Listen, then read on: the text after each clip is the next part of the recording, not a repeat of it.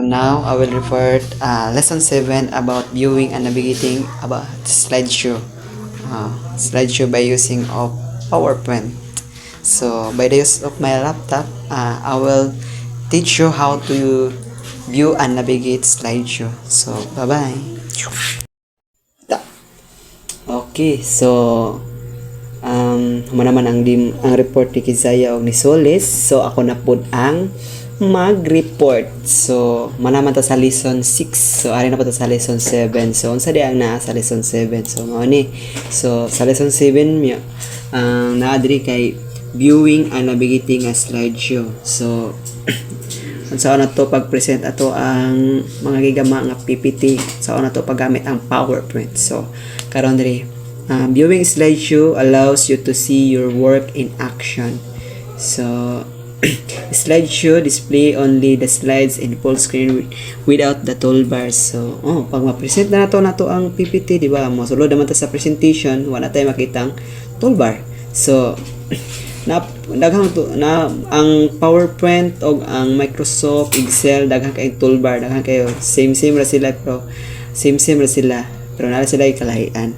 So arita sa there are many ways you can view and navigate a slideshow. You can use tabs, mouse, or keyboards and shortcut. So daghang kay shortcut pamagi sa pag-present. So arita first to view, click the view tab, go to the presentation views and click reading view. So pangitao na to ni siya. So arita sa gigama na to nga PPT. Pangitao na to si view tab. Kay at pag human ni view tab, mato sa presentation views, then ato i-click si reading views. So arita sa gigama na ko nga PPT. So nata diri pangitao na to ang view. Si view nara. Ang view, nakita na to ang view.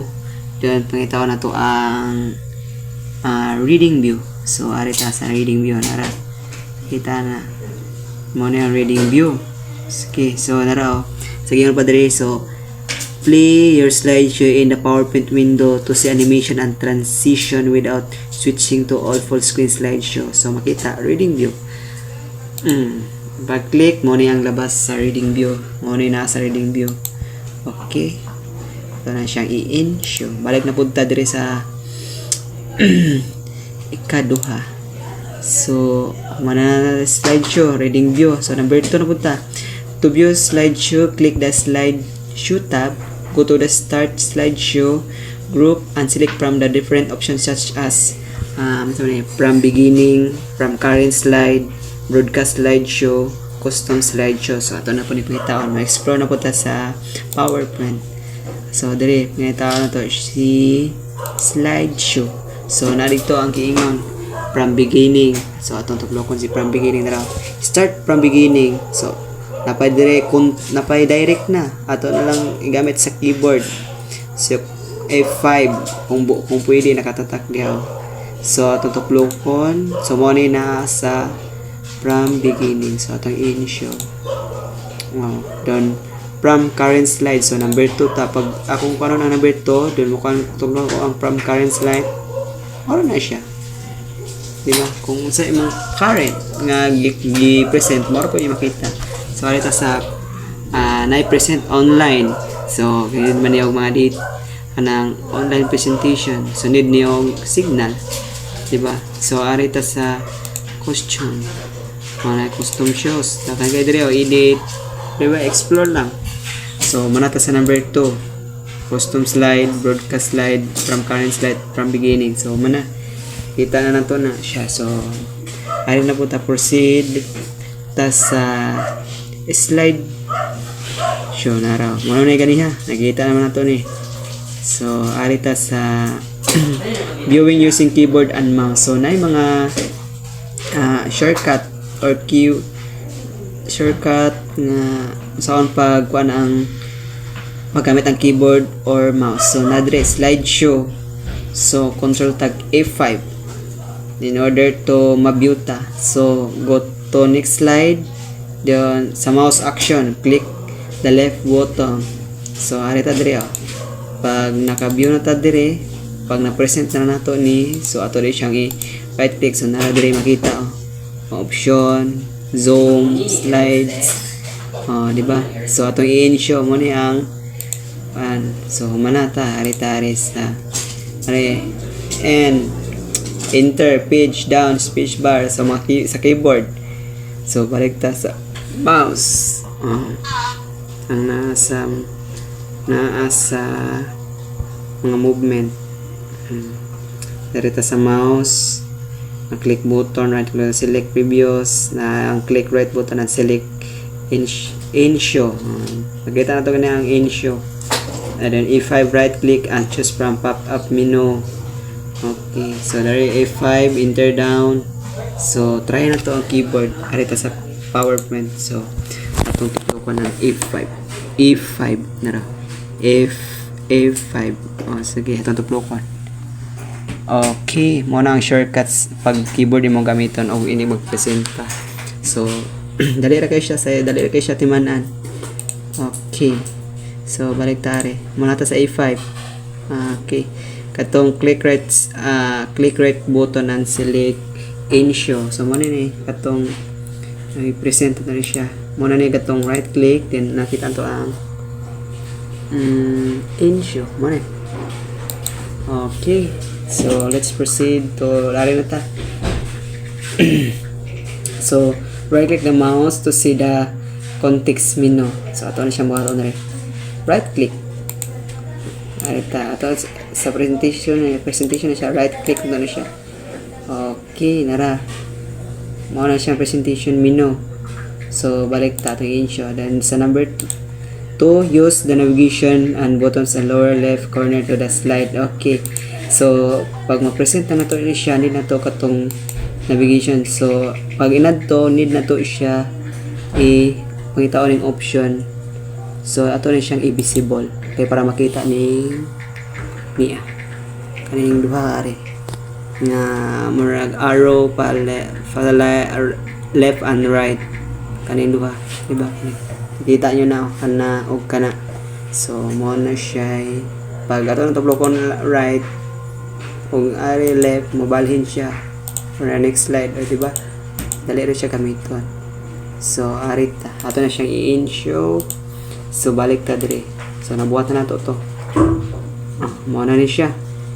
Nakita na nato ni nabuhat na nato. Mo na ang ipangita. Ang arrow mo na yung ganiha. So ari na punta sa sit up show. So click the slide tab and sit up girl, click sit up. So slide your sit up button and set dialog box and commands that you would like to apply. So there ano naman diba? Okay, kina na siya. Sit up. Muna na siya katong i-present. Diba? Asa man siya makita kanin niya. Kana siya, makita na siya sa ubo sa tuo. Kanin niya. Naana siya dire dapit nga part. Ana, sa makita na to siya. Muna ang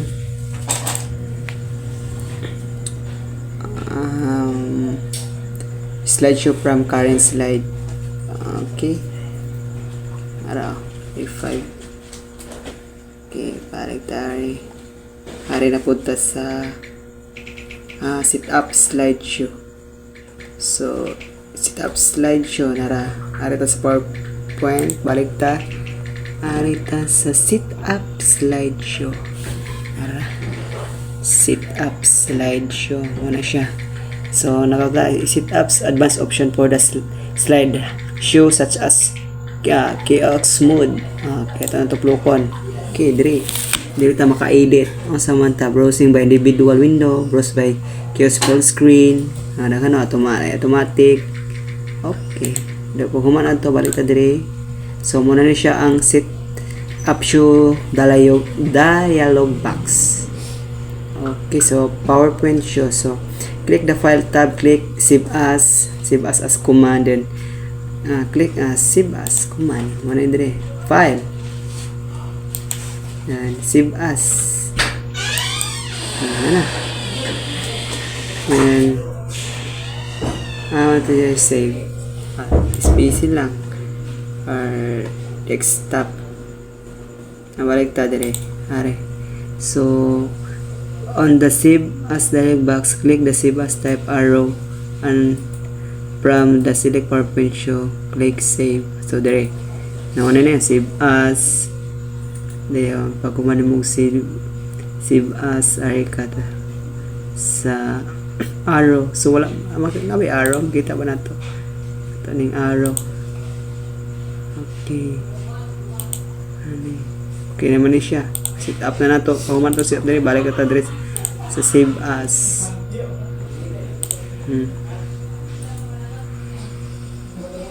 Apa man to? Explore na to dire.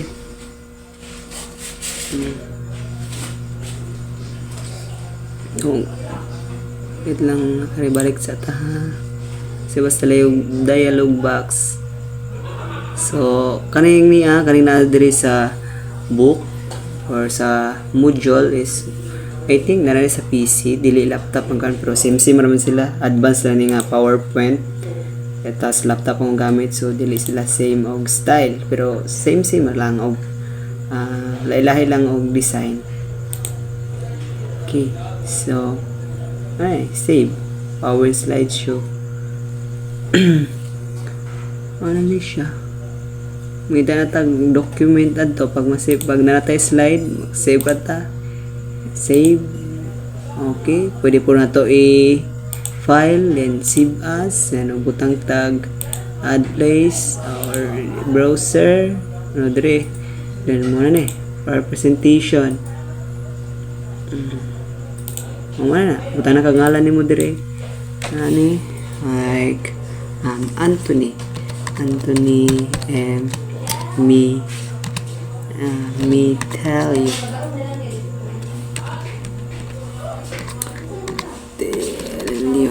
okay, so dali ra kayo magawon muna to ang sa navigating PowerPoint slideshow. Okay, pag kumana na save mo ito. So rehearsing timing diri na punta. So rehearse timing is enables practice your presentation delivery and track at time required present slide bullet point. You can repeat the information slide if necessary to get an accurate timing for the slide when you finish the presentation. Okay, so we can have the PowerPoint automatically apply practice timing to each slide. So magamit ta og timer atong timing ato ang slide. So click the slideshow tab to go to set up program, then click the rehearse timing button. So 3, the reverse timer appear the slideshow and go to until you click the slide timer and next slide. Continue the setting until you reach the end of the presentation. So muna na makita na to ang rehearse timing. Mara dapat makita na to ni siya ron. Ato ni siya pangitahon sa tuwang PowerPoint. Okay, muna na ang last na slide ato sa ning buhaton. So naaman ni si rehearse timing. So nara rehearse timing. So nakabutang dre practice makes perfect starts full screen slideshow to figure out the perfect timing for each slide. As you can rehearse your presentation, PowerPoint will record how much time you spend on each slide. Once you get timing right, you can use them to run the show automatically. So namudagan ta para diri na to ma-set up na to. Iwa na to kung sa katakadugay inig magpantag slide next na narang mo na yung ganiha. So kana adi mo mag-explore ta record di ba? Makita na to. Ilata ka slide aning preview ibalik na to itapot ng oras issue ka-record ta kung sa takadugay nag-present sa tuang PowerPoint presentation. So nara dali ra kayo pangitaon. Okay, so ito na siyang walaon. Okay, muna to ang slideshow, muna to ang ako ang report karon about lesson 7 title kay viewing and navigating slideshow. So by using PowerPoint presentation, so as a future educator we must know how to use this PowerPoint or PPT kay especially modern 21st century naman jud, uso naman jud na modernize naman jud kayo ta, so we must know how to use slideshow. So gamit kay ni siya especially nga sa press nako as a students magama og presentation, demo, unsa pa diha, report, gamit kayo ang PowerPoint presentation. So daka kayo explore lang ta, dili ta dapat ignorante, so we must explore ang unsay naa sa PowerPoint. Ato lang subayan tanan, daghan diri ang mga style. So from the file, home, insert, design, transition, animation, slideshow, reveal view, format. So naman tayo tagsa na to, naman kita mga creativity how to make PowerPoint presentation, ato mga unique and brilliant mind nga maka-create ta og mga slideshow nga pampalakasan. So that's all. I hope nga namoy nasabtan sa kuang lesson ba the viewing and everything slideshow. So that's all. Sayon ra kay siya, dali ra siya sabton. So mag-explore lang ta, walay mawala. So need lang mo explore, try until you make it perfect. That's all. Thank you.